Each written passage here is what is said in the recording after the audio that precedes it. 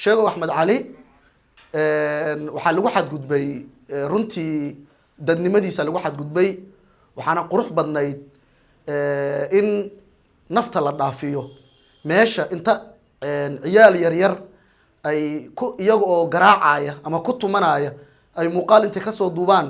baraha bulshada soo dhigi lahaayeen waxaa inaga nooga sharaf badnaan lahayd inay xabad ku dhuftaan runtii aaday noo dhibtay arrintaas ama tallaabadaas qaldan ee maanta la sameeyey muqdisho inay ku dagaalamaan laba ciidan uguma uusan horeyn sheegow generaal ama mas-uul ka tirsan ciidanka militariga ciidankiisa iyo ciidan kale oo boolisa oo dagaal ku dhex maro muqdishona uguma uusan horeyn isaga laakiin tallaabadan la qaaday ee foosha xumayd waxaan u aragnaa inaga inay tahay mid beegsi waxaan u aragnaa inay tahay faquuq waxaan u aragnaa discrimination wixii dalkan ka socday dhibaatadiina lagu hayay in la sii laba jibaarayo runtii waxaan daawaday oo igu kalifay inaan shirkan jaraa'id qabto nin afhayeenka ah booliska Soomaaliya oo sidoo doona isaga hadlay ma aqaano haday maskaxdiisa joogtay markii uu hadlayay iyo hadii si kale ay wax ka ahaayeen ma garan karo laakiin sidoo doona u hadlay marka hore waxaan rabaa in ummadda Soomaaliyeed u cadeeyo gal ka ciidamada militariga boolisku ma hayaan shaqana kuma leh waxayna kala yihiin laba hay-adood oo kala madax banaan xitaa wasaaradaha ay ka kala tirsan yihiin oo wasaaradda gaashaandhigga iyo wasaaradda amniga dad shaqo isku leh ma inuu maanta generaal sheegow yiraahdo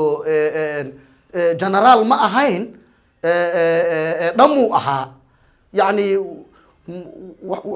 waxay muujinaysaa in xitaa aanan loo ogolaanin wixii ilaahay siiyey ama sharafkii iyo cisigii ilaahay siiyey inaan xataa loo ogolayn madaxweynaha jamhuuriyadda federaalka Soomaaliya mudane Xasan Sheekh Maxamuud ee talada haya xilligii ka horeeyay isaga magacaabay isaga darajadaas siiyey wuxuuna darajadaas ku mutaystay sheego Axmed Cali inuu la dagaalamay qawaariijta kana xureeyay deegaano badan oo gobolka Hiiraan ka tirsan gobolka Shabeellada Dhexe ka tirsan gobolka Shabeellada Hoose waxa xusid mudan buulo burde oo geeri go'an ku jirta oo aan la gali karin lagana soo bixi karin in generaal sheego Axmed Cali uu ahaa ninkii furay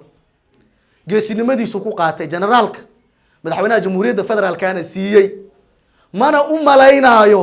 madaxweyne Xasan Sheekh Maxamuud in raalli uu ka yahay wixii maanta dhacay booliska Soomaaliyeed way dagaalameen iyo sheego Axmed Cali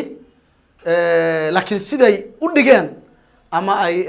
yani warka u dhigeen ma ahayn wax la aqbali kara ma aysan ahayn waxay ku aadeeyeen inuu lacago madow samaysto oo lacagta madoweyd u haysto oo lacaga faalsa samaysto waa kadaa'ibnimo